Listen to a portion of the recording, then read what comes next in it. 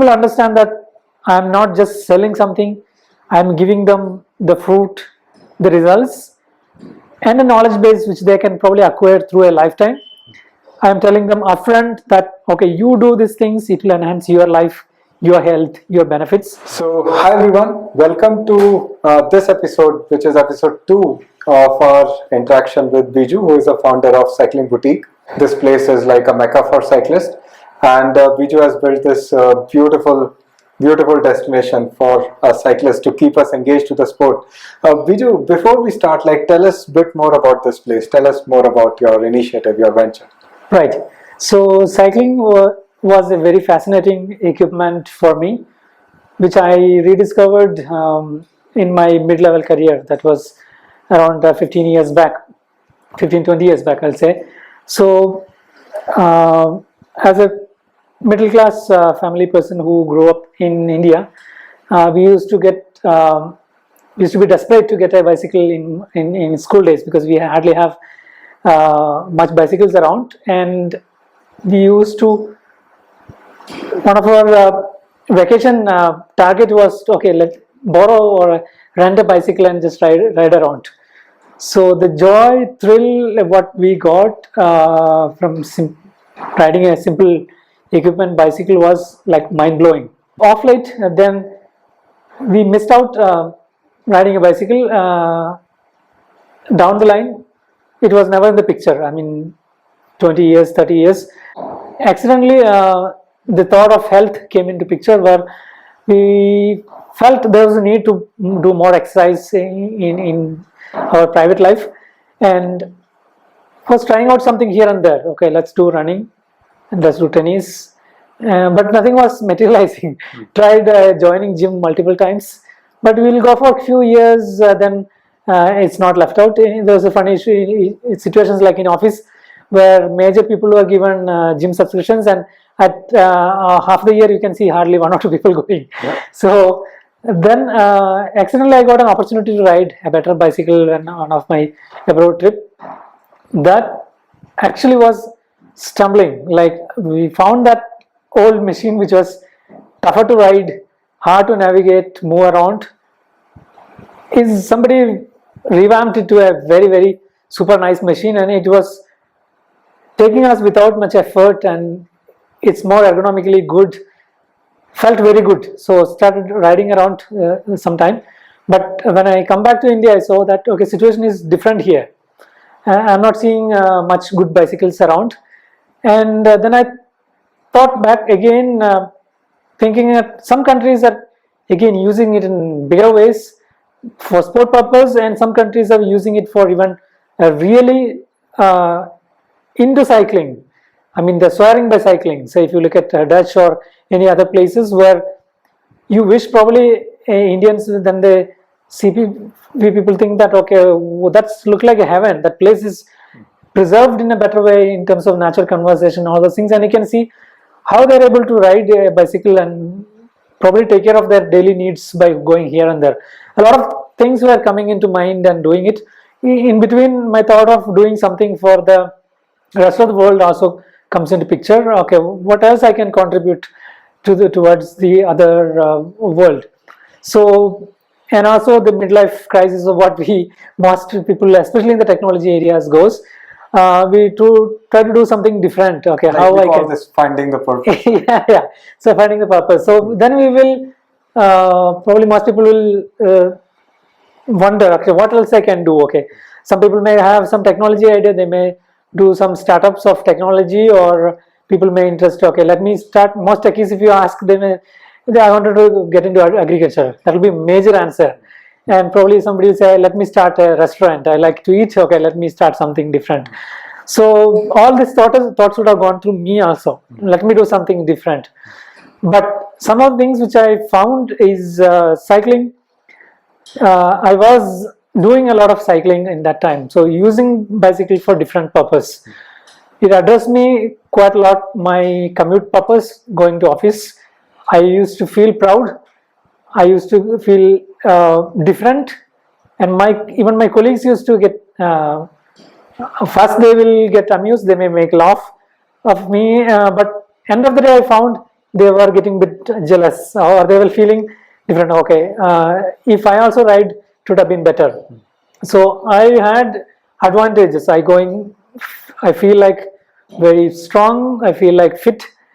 I feel like I've been cutting the major traffic chaos in Bangalore, and I was winning. I was winning every day. There was no losing when I was doing cycling.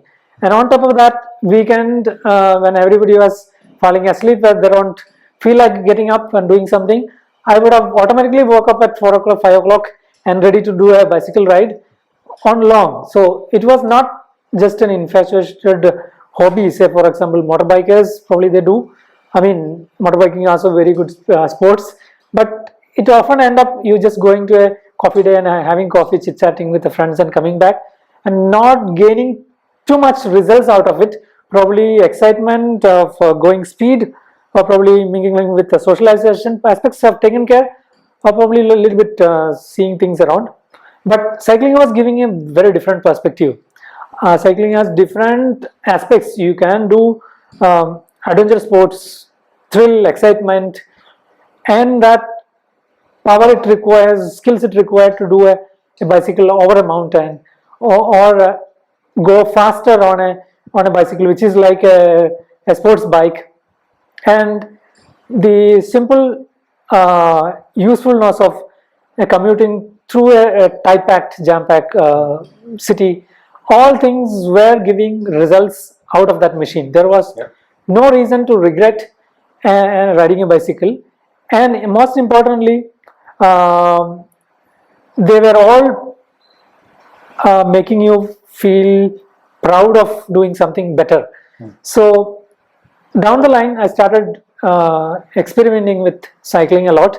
I started sharing my thoughts of cycling giving health, the benefits of probably in fact we did a lot of studies on, okay, what benefits can give, is it health or financial things, what you may save, what you can use that hobby as a lifelong thing.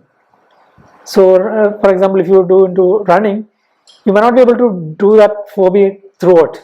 At certain stages of life you may have to drop it, because that hobby may not be like too much good on when you're on old age. You cannot run as efficient as that. But cycling is a lifelong hobby, which I found it can take you through the whole stage of life. Next was the mind-blowing aspects of exploring places, traveling. See, everyone likes to travel around, go around, and the traveling experience is big. But people learn, people have evolved over the centuries, all are because they become travelers of some sort. Those all things are actually getting dropped off in this modern life. So what I'm understanding is, like, you are a very passionate cyclist, and Yes. you were very well aware and getting more aware of the benefits of cycling. Right. I see myself like that as well. But the difference between us is you started dreaming about this setup. Right.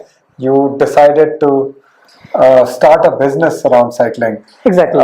How did that start? Like, did you start with one bike, one customer, or you decided it other way, like you bought some inventory and started promoting cycling? Yeah. Tell us, how did this cycling boutique start? I got that. So first, when I start thinking about how I can communicate the benefits of cycling as a tool in life, was nothing to do with commercialization of that idea.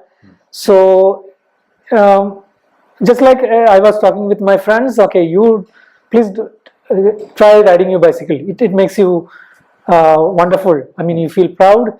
You feel like all your troubles of the building up the stress. It's a great stress buster. Building up your health, all this pain what you may find you getting accumulated in your repeated stress of sitting up on computers for long hours, all these things can be cured by simple means of the exercise through cycling. I was just talking about my peers. I saw my the colleagues falling in love with their sports. My boss also getting into cycling. So that slowly I thought, okay, let me find a place in Bangalore, and let me just do on my free time. Let's just start telling the story with the people. Then at that time, I saw people of similar interested mind also coming around, telling their own story of how cycling is helping them. So how did this start happening? So this was around say around 13 years, 14 years back. But how did they get to know about you? Cycling at that time was very nascent topic. So how it evolved around how modern cycling came to India was probably people like me who had a little bit of abroad experience. They went abroad and they just saw cycling is taken up in a different way there. They started coming here and they started riding. Probably they may have bought a bicycle from abroad and doing it here, or they're trying to pull up the old generation bicycle here and trying to do it. And at that time, social life is very less. I mean, in terms of connected social life, social media is not there. A few Google groups and Orkut was just at that time. I had a bit of groups talking about cycling. So that's just a spark of, okay, let's come to that place and do some rides. Small things like that started up, going up here. At that time in the Institute of Science, a bit more passionate cyclists also joined together, and the concept of group riding started there.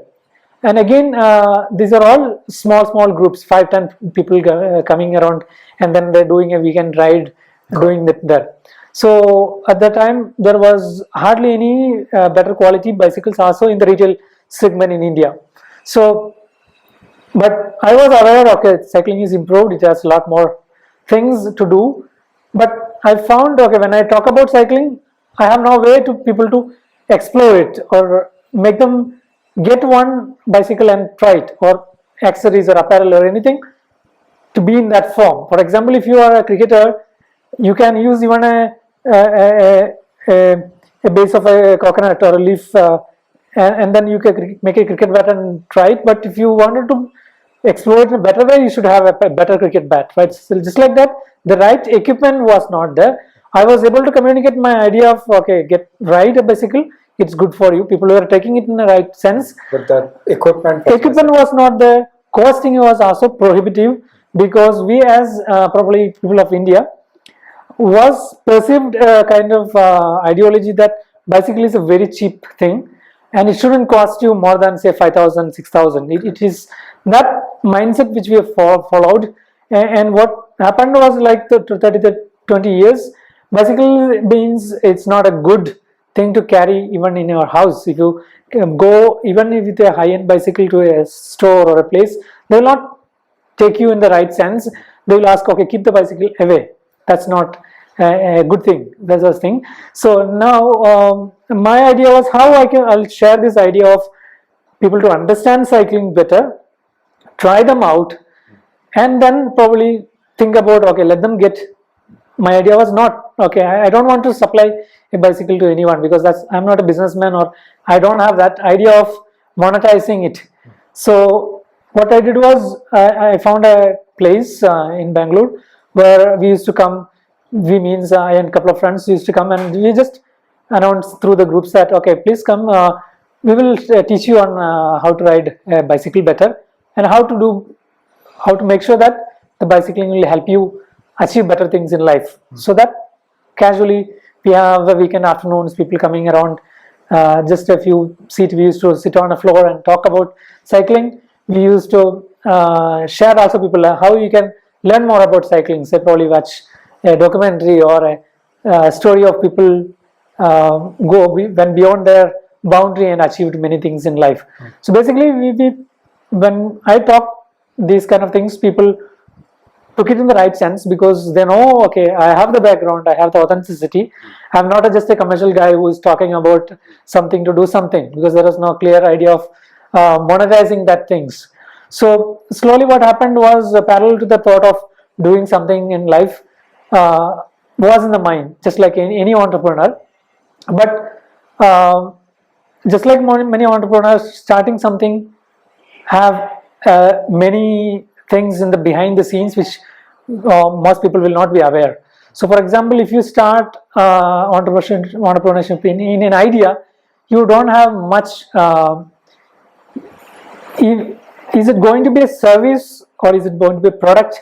Have a crucial role. So for example, if you are a person who wanted to start a restaurant, then you have a different costing, you have different funds to be required for that. To versus somebody started doing yoga. So a yoga instructor, he can go into a park and then start teaching yoga. His entrepreneurship is different than somebody else different. So when I checked, I found if I wanted to do something in cycling, I could have much different things to do. Probably I can coach about cycling, but that has very less role.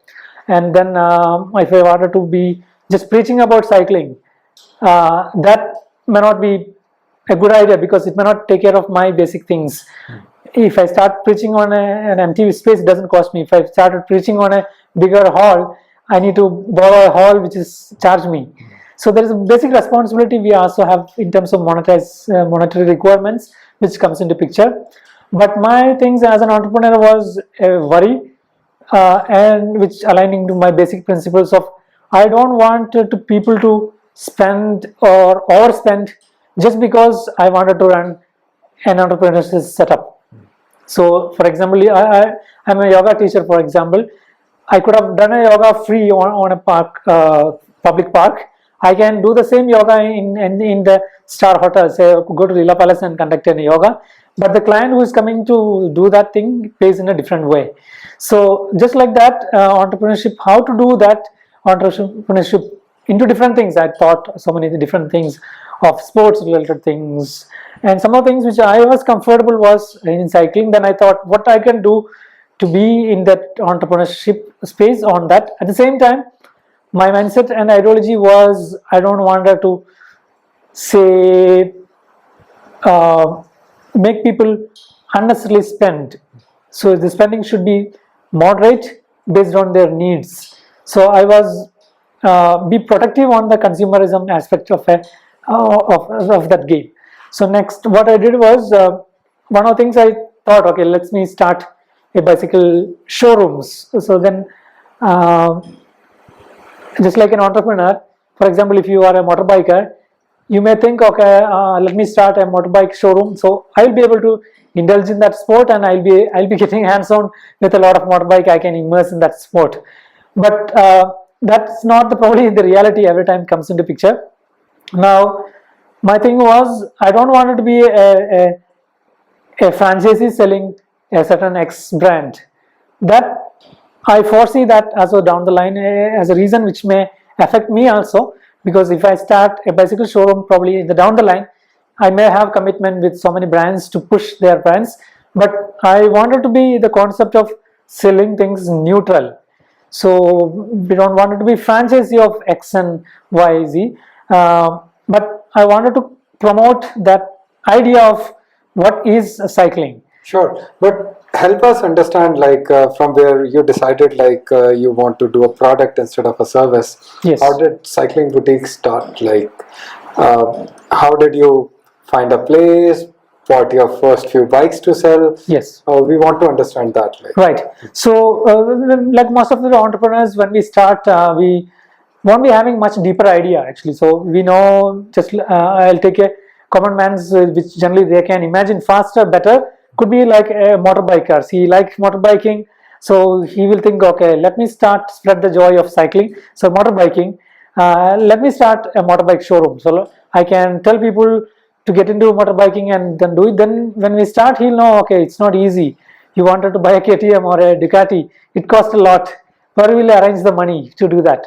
So this was also the similar concerns for me, like what do I get the funding of these things? So when I studied into the financial aspects of better, then I know no business can run without the financial setup correctly. And once you are in that line of running, then there are multiple people who is looking at you. Just like you do a work in some places, there is some entities going to look into you, your financials kind of thing. That was the worried aspects for me, because I don't want to first work for someone else as an entity, because I wanted to protect that interest first. Cycling should be promoted first, then the least should be the commercial aspects of that. That's something which you are also curious to look into me, why that cycling boutique is different. Initially, one of the things what we did was we didn't start up it as a store, physical store selling physical products. First, using the skills what I learned. So basically, whenever you wanted to run something, you should have skill. I mean, you should know what is that thing. For example, I know what is cycling, and I have the skills to present that. Then I know what is required for the consumer. And then next was you know to gather all the things and present it. One of the things what I did differently was I did it in the digital way. I wrote an e-commerce platform at that time, and prior to that, interestingly, that platform was just basic e-commerce platform. When I did that, it was the time when just eBay and Flipkart was just starting off. That was a success. I had the opportunity to sell it off because there was demand for small e-commerce platforms. Then I thought, okay, why don't we do that? Use that platform as a platform into cycling, and use that as an e-commerce platform for cycling. That's where the whole thing started. Okay.